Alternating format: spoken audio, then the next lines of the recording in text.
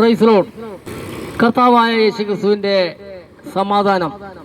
പ്രിയപ്പെട്ട സഹോദരി സഹോദരന്മാരെ, നമ്മുടെ ലോകത്തിൽ സകല മനുഷ്യരുടെയും ഏറ്റവും വലിയ ആഗ്രഹം എന്താണ്? എല്ലാവരും നന്നായി ജീവിക്കണമെന്നാണ്. എല്ലാവരും സന്തോഷമായി ജീവിക്കുവാനാണ് എല്ലാവരും ആഗ്രഹിക്കുന്നത്. എന്നാൽ പ്രിയപ്പെട്ട സഹോദരി സഹോദരന്മാരെ, നാം എത്ര നന്നായി ജീവിക്കണമെന്ന് ആഗ്രഹിച്ചാലും ദൈവത്തിന്റെ സഹായമില്ലാതെ, ദൈവത്തിന്റെ കൃപയില്ലാതെ നമുക്ക് നന്നായി ജീവിക്കുവാനോ സമാധാനപരമായി ജീവിക്കാനോ സാധിക്കില്ല. കാരണം സർവ്വലോകവും ദുഷ്ടന്റെ അധീനതയിലാണെന്നാണ് വിശുദ്ധ ബൈബിൾ പറയുന്നത്. സർവ്വലോകവും ദുഷ്ടന്റെ അധീനതയിലാണ്.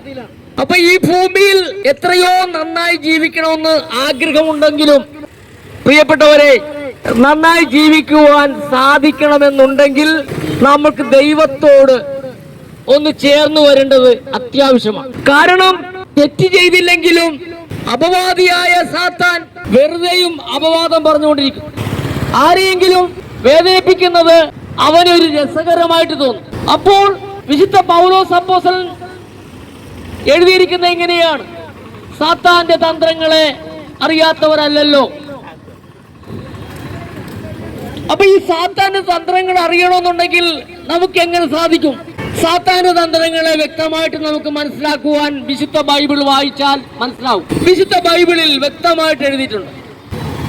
യേശു കർത്താവ് 2000 വർഷങ്ങൾക്ക് മുമ്പ് ഗലീല കടപ്പുറത്ത് വന്ന് തന്റെ ശിഷ്യന്മാരെ തെരഞ്ഞെടുത്തോട്ടെ അവരെ പഠിപ്പിച്ചതായ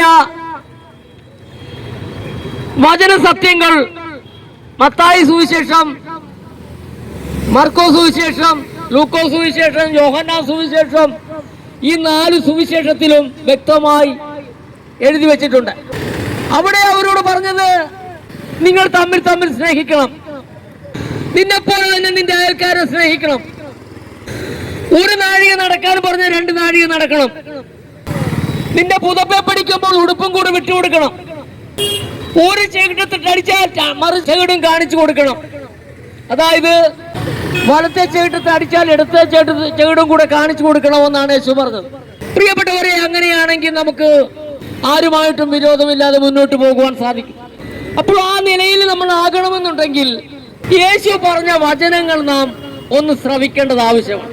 യേശു പറഞ്ഞു, കാലം തികഞ്ഞു, ദൈവരാജ്യം സമീപിച്ചിരിക്കാൻ മാനസാന്തരപ്പെട്ട് സുവിശേഷത്തിൽ വിശ്വസിപ്പിച്ചു. സുവിശേഷം എന്ന് വ്യക്തമായി പറഞ്ഞാൽ യേശു കർത്താവിന്റെ മരണ പുനരുത്ഥാനമാണ് സുവിശേഷം. യേശു 33.5 വയസ്സിൽ ഈ ലോകത്തിന്റെ പാപങ്ങൾ ചുമന്ന് ക്രൂശിന്മേൽ കയറി. മനുഷ്യനെ ഈ പാപത്തിൽ നിന്ന് രക്ഷിക്കുവാൻ മറ്റൊരു മാർഗവുമില്ല. ന്യായപ്രമാണ കാലം, മോശയുടെ കാലത്ത് ദൈവം മോശയ്ക്ക് പ്രമാണം കൊടുത്തു. അങ്ങനെ അനവധി മൃഗങ്ങളെ യാഗം കഴിച്ചു. പക്ഷേ അവർക്കാർക്കും പാപത്തിൽ നിന്ന് മോചനം ലഭിച്ചില്ല. എന്നാൽ ഈ മനുഷ്യനെ പാപത്തിൽ നിന്ന് രക്ഷിക്കുവാൻ വേറെ ഒരു മാർഗവുമില്ല. അങ്ങനെ സ്വർഗത്തിൽ പിതാവായ ദൈവം, ദൈവദൂതന്മാരും ദൈവപുത്രനും സറാഫുകളും മൂപ്പന്മാരും എല്ലാവരും കൂടിയിരിക്കുമ്പോൾ ദൈവം ചോദിക്കുന്ന ഒരു ചോദ്യമുണ്ട്, എനിക്ക് വേണ്ടി ആർ പോകും? ഈ മനുഷ്യരെ പാപത്തിൽ നിന്ന് മോചിക്കുവാൻ ഒന്നാം മനുഷ്യനായ ആദാമിനെ ദൈവ തേജസ് കൊണ്ട് ഈ ഭൂമിയിൽ തേജസ്സുള്ളൊരു മനുഷ്യനായി സൃഷ്ടിച്ചിട്ട് ആ മനുഷ്യൻ അവനോടുകൂടി പാർപ്പാൻ കൊടുത്ത തന്റെ ഭാര്യ മുഖാന്തരം പാപം ചെയ്യുവാനിടയായി.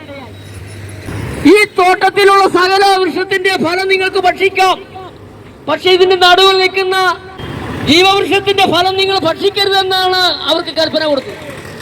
എന്നാൽ സാത്താൻ ഹവ്വായെ ഉപായത്താൽ ചതിച്ചു. നിങ്ങൾ ഈ പഴം ഭക്ഷിക്കുന്ന ദിവസം ദൈവത്തെ പോലെ ആകുമെന്ന് പറഞ്ഞ് അവരെ മോഹിപ്പിച്ചു. അങ്ങനെ ആ പഴം പറിച്ചു തിന്നു. അവർ രണ്ടും നഗ്നരായി മാറി. അവരുടെ തേജസ്സാവുന്ന വസ്ത്രം അവരിൽ നിന്ന് മാറിപ്പോയി. അങ്ങനെ ലോകത്തിൽ പാപം കടന്നു. ആ പാപം അതിൽ നിന്ന് വർദ്ധിച്ചു, സകല മനുഷ്യരിലും പരന്നു. അങ്ങനെ എല്ലാ മനുഷ്യരും പാപികളായി തീർന്നു. അങ്ങനെ പാപിയായ മനുഷ്യനെ എങ്ങനെ രക്ഷിക്കും എന്ന് പിതാവായ ദൈവം ഈ ദൈവപുത്രനായ ക്രിസ്തുവിനോടും ദൈവദൂതന്മാരോടും എല്ലാവരും ചേർന്ന് ഇങ്ങനെ പറഞ്ഞുകൊണ്ടിരിക്കുമ്പോൾ തന്റെ പുത്രനായ ക്രിസ്തു പറഞ്ഞു, പുസ്തക ചുരുളിൽ എന്നെ കുറിച്ച് എഴുതിയിരിക്കുന്നത് പോലെ ഇതാ ഞാൻ വരുന്നു. അങ്ങനെ ദൈവത്തിന്റെ പുത്രനായ ക്രിസ്തു ഒരു മനുഷ്യ ശരീരമെടുത്തു ഭൂമിയിലേക്ക് വന്നു.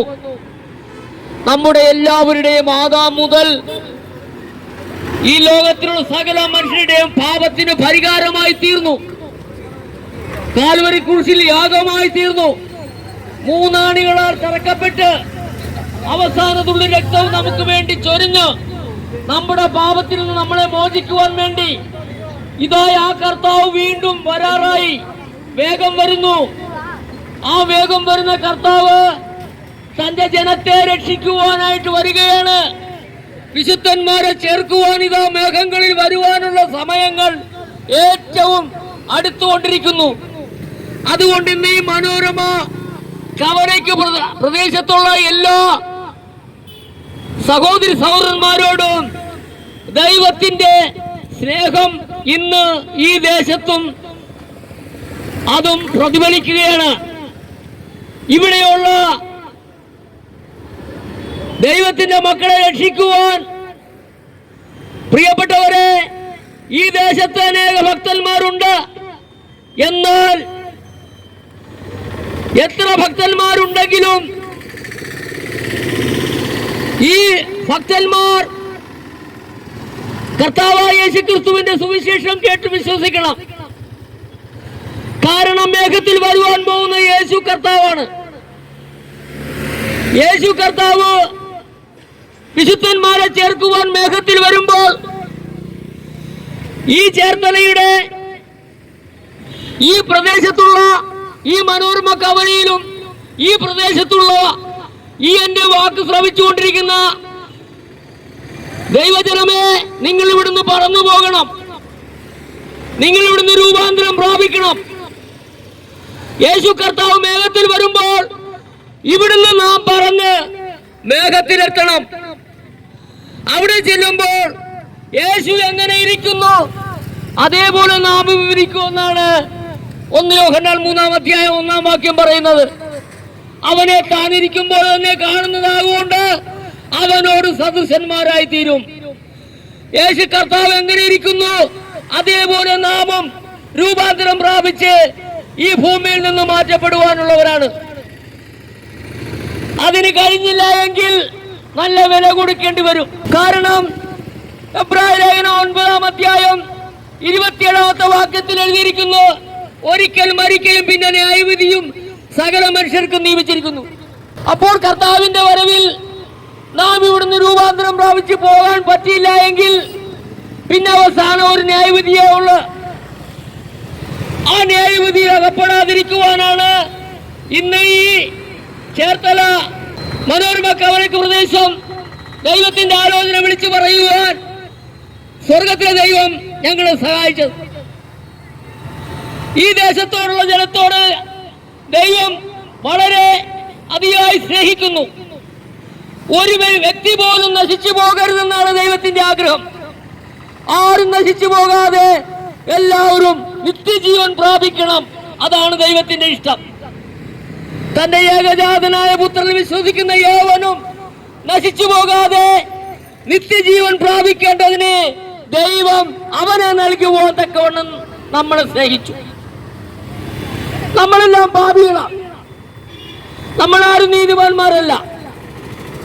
എന്നാൽ ആ നീതിമാനായ യേശു കർത്താവിനെ നാം പൂർണ്ണ ഹൃദയത്തോടെ വിശ്വസിക്കുമെങ്കിൽ നമുക്ക് നീതിമാനായ കർത്താവ് മേഘപ്രത്യക്ഷതയിൽ വെളിപ്പെടുമ്പോൾ നമുക്കും അവനോടുകൂടി ഇവിടുന്ന് പറന്നു പോകുവാൻ സാധിക്കും.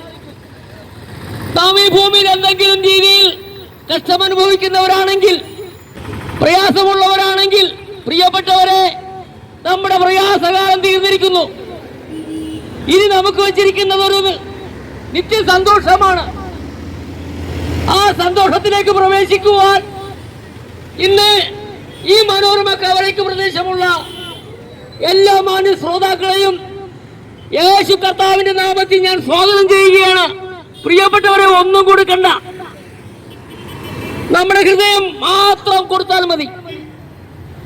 യേശുവിനെ കർത്താവെന്ന് വായ് കൊണ്ട് ഏറ്റു പറയുകയും ദൈവം അവനെ മരിച്ചവരിൽ നിന്ന് ഉയർപ്പിച്ചു എന്ന് വിശ്വസിക്കുകയും ചെയ്താൽ നാം രക്ഷിക്കപ്പെടും. അതുമാത്രമാണ് നമുക്കുള്ള ജോലി. യേശുവിനെ കർത്താവെന്ന് വായ് കൊണ്ട് ഏറ്റു പറയണം. ദൈവം അവനെ മരിച്ചവരിൽ നിന്ന് ഉയർപ്പിച്ചു എന്ന് ഹൃദയം കൊണ്ട് വിശ്വസിക്കുകയും ചെയ്താൽ നീ രക്ഷിക്കപ്പെടും. അതുമാത്രമാണ് നമുക്കുള്ള ജോലി. അതിനുവേണ്ടിയാണ് ഈ സുവിശേഷം ഭൂലോകത്തിലൊക്കെ സകല സൃഷ്ടികളോടും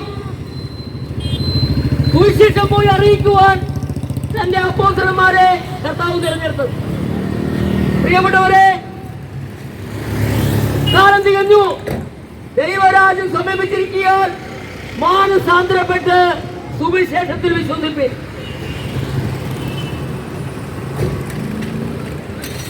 ദൈവം നമ്മളെ സ്നേഹിക്കുന്നു. നമ്മൾ എന്തെങ്കിലും ജീവിതത്തിൽ പ്രയാസം അനുഭവിക്കുന്നവരാണോ? കുടുംബപരമായിട്ട് നമുക്ക് പ്രയാസമുണ്ടോ, ബുദ്ധിമുട്ടുണ്ടോ? തലമുറകളെ കുറിച്ച് പ്രയാസമുണ്ടോ? ഭാര്യ-ഭർത്തൃ ബന്ധത്തിൽ ബുദ്ധിമുട്ടുകളുണ്ടോ? നിങ്ങളുടെ വിഷയം എന്തുമാകട്ടെ, എത്ര വലിയ വിഷയമാണെങ്കിലും കർത്താവിന് ഒരു നിമിഷം കൊണ്ട് തീർക്കുവാൻ സാധിക്കും. ആ കർത്താവിനെ നമ്മുടെ ഹൃദയം ഒന്ന് കൊടുക്കുവാൻ ഇന്ന് നിങ്ങളും അബ്രഹാമിന്റെ സന്തതി എന്ന് വിളിക്കുവാൻ ഒരവസരം നമുക്കുണ്ട്. പ്രിയപ്പെട്ടവരെ, അതുകൊണ്ട് കാലം തികഞ്ഞിരിക്കുന്നു.